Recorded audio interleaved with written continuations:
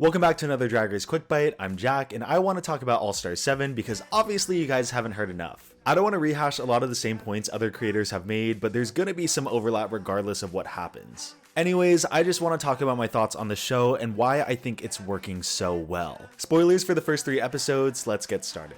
I'll quickly try to cover all the points that have already been made. I really love the format, the positive critiques have been really refreshing to see, the runways are amazing, and it's just so amazing to see all these queens back on the screen. I think the format is just such a smart thing to do because obviously they don't want any of the winners to feel lesser than any others, or lesser in the eyes of the fans, which allows each of these queens to shine at different points. If you've seen the first 3 episodes, I really feel like Evie and the Viv have been under-edited for a lot of it, but I find solace in the fact that there are still 9 episodes left, allowing for them to probably shine later down the line. Obviously not everyone's gonna make it to top 4, but with this format, I'm confident that each of the queens are gonna get to shine at one point. In past All-Star seasons, you see these queens coming back on and they do not that great, and then you're like, oh my god, I just wish they got to this challenge so they could excel, and we're gonna get that here regardless of what happens in the past episodes. Also, a couple more things, only a small portion of you guys are subscribed, so if you enjoyed the video today, please like and subscribe. Follow my Instagram and Twitter to stay up to date with me, and follow my Twitch and second channel if you're into gaming content. One last thing, if you're watching this day of, I'll be streaming later today, so if you want to pop in and say hi, that would be amazing. Next up, we have the positive critiques, which I really think is just so feel good, and I'm so happy that they're doing it. Because there's no eliminations and they're all winners, there's no need to go in as hard on them because they're not trying to get them in the bottom. The most negativity they get is to justify why they shouldn't be in top 2, and I think that's the perfect amount of negativity. It's already a huge risk to come back in and put your win on the line, so when they skew completely positive, it allows for the queens to be a lot more comfortable and just have a lot more fun in the game. The show is basically a victory lap for each of the competitors, so even if they don't make top 4, they still have a justified reason for why they won in the first place. It's a celebration, and I cannot stress how amazing it feels to watch the show. Another thing that I really love about the season is how they're using their guest judges and how it's just kind of paying tribute to each of the queens. The recent episode, we saw Vanna White come in and just surprise each of the queens, which just put a smile on my face. I think it was so fun. And of course, episode 1, Naomi Campbell, I mean, literally made me cry when Shay was up there. Like, genuinely tears streamed down my face how happy I was. I am so excited to see what they do in the future with the guest judges. Speaker Pelosi will be an interesting one for sure. As for right now, with these surprises with the guest judges, the producers know exactly what they're doing, and they really want to make each of the queens' appearances on the show worthwhile. They're just really giving back to each of the queens for appearing on the show with everything that they do. I mean, Shay getting surprised with Naomi Campbell, her idol. It doesn't get better than that. Vivian finally winning money. That was really played up as a moment, which I'm so happy that it was. $500 to the Vivian.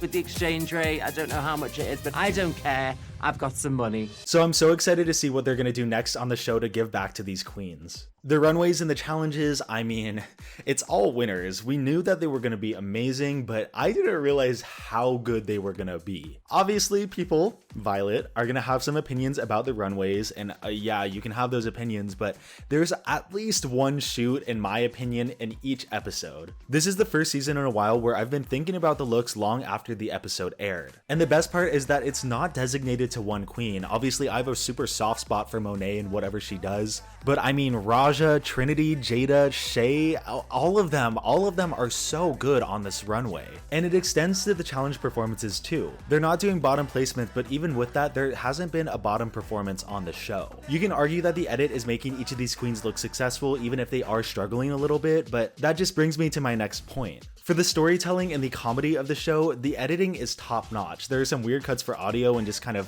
it feels weird, but that's besides the point. Also besides the point, I think Michelle is colorblind. And this purple, beautiful purple outfit. It's blue. This blue outfit. That's blue. This is so much fun. I love this updated Catwoman. I love that it's pink. I love the makeup you did with it. I think All-Star 6 and All-Star 7 both have this really fun way of how they edit an episode because it's all based around the format of the show. For regular Drag Race, they have the format down where they're going to showcase who's doing super well, who's doing bad, who's going to end up in the bottom. But for a show like this, with the amount of strategy that could happen, they really hit all of the marks and they keep us guessing. I'll save the strategy for later, but for right now, I'll give you an example of the edit. In episode 3, they were setting up the top queens like they normally do, and they hinted that Jada was probably going to do pretty well. But at the same time, there's been this overarching storyline that they've been trickling down to us with the twinners making an alliance. Then the editors show that Jada is made aware of the alliance and kind of starts to think about the strategy of it, and then later when she wins, we bring that up again in our minds. There isn't the best payoff for it, but it's just a quick example from the most recent episode. I can give you 50 examples from All-Star 6, but I'm gonna hold off on that for right now. On these recent 2 All-Star seasons, the edit has just been so subtle and so fun to watch because it always keeps you guessing. I know down the line we're most likely going to get more strategy talk with Monet and Trinity, and at some point it's going to reach a climax and it's just going to be so satisfying because the edit is really getting us there. In addition, the edit for the comedy is just so fun too. This is true for all of the All-Star seasons, but even more so here because they know the queens so well. They know exactly how to highlight each of the individual queens' strengths and weaknesses, and they just throw the weaknesses out of the window to give each of the queens such a positive edit. The only negativity we've really gotten this season is Jinx hating their dress, but then that's spun for comedy and it's also given to Trinity as a really positive moment. But sweet, darling Trinity is trying to make me feel better, you know? Bless her heart. Oh, I hate my dress. Speaking of Trinity, I mean, come on guys.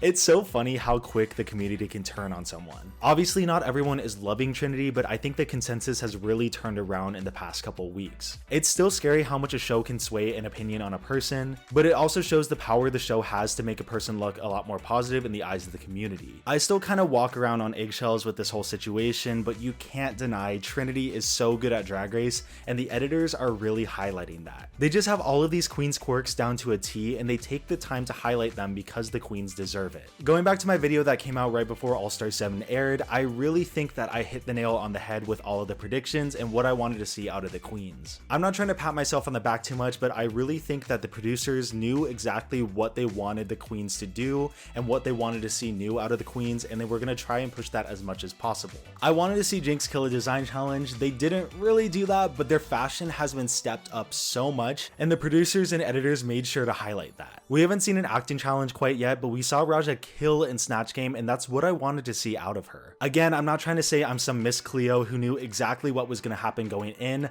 I just knew that the producers knew the queen's weaknesses in the past, and they wanted to round them out to make sure the winners looked amazing. So now I want to touch on my favorite thing that's happening in the show right now, something that Monet keeps bringing up. This is truly the Survivor season of Drag Race, and oh my god, I love it so much.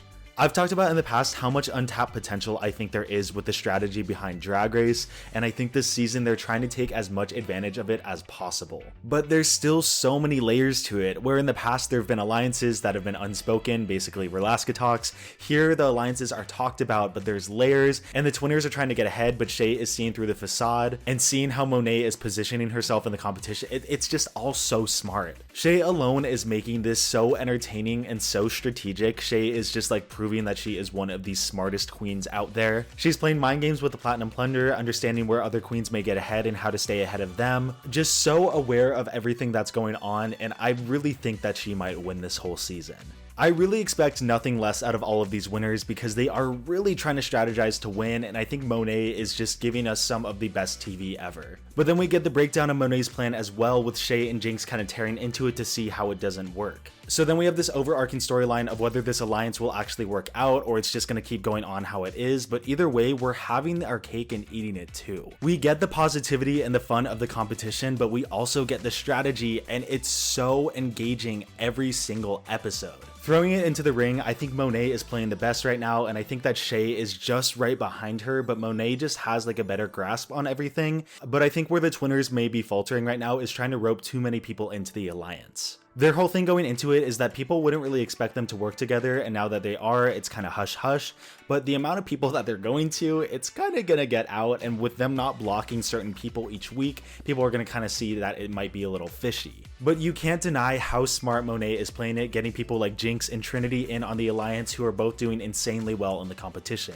Monet's really attacking everything from all sides, and it also screams winner if Shay doesn't get ahead of her also. We'll see if this really pans out and the alliance goes anywhere. I really hope it does because it could just create such great TV, but even if it doesn't, I mean, Drag Race hasn't really been built on alliances before, so if it does end up happening, it's just a cherry on top. One last thing that I think is really refreshing as well is the fact that I don't really think they have a clear top 4. That's literally the whole point of the season, obviously, but even then, there's still a lot of producer meddling that could happen, but I don't think it's really happening here. The fact that people are so divided on who should be top 2 each episode makes it clear that all of these people are so evenly matched. People are saying maybe Jinx should have been top 2 first episode or Raja should have been top 2 the next 2, but there's still very justifiable reason why the top 2 was the way it was. Production meddling really feels like it's at an all-time low, so hopefully in the future this is the baseline for what they do. Overall, I think this is probably going to be one of the best, if not the best season of Drag Race ever, which I wouldn't hope for anything less for a season like this. This season just really gets me excited for the future of Drag Race, and I think the more success that it has, the better future Drag Race will have and the more change will occur. I'm sorry that this video was all over the place. I was just trying to get all my thoughts out there. I'm writing a script for Priyanka and it's going to be out next Saturday, but I wanted to talk about All-Star 7 while it's still really fresh, so that's what I did today. Let me know what you guys think of the season down below in the comments. Do you think it's as monumental as I do? What do you think of the strategy and what would you do? Thank you guys for watching. I'll see you soon with another video.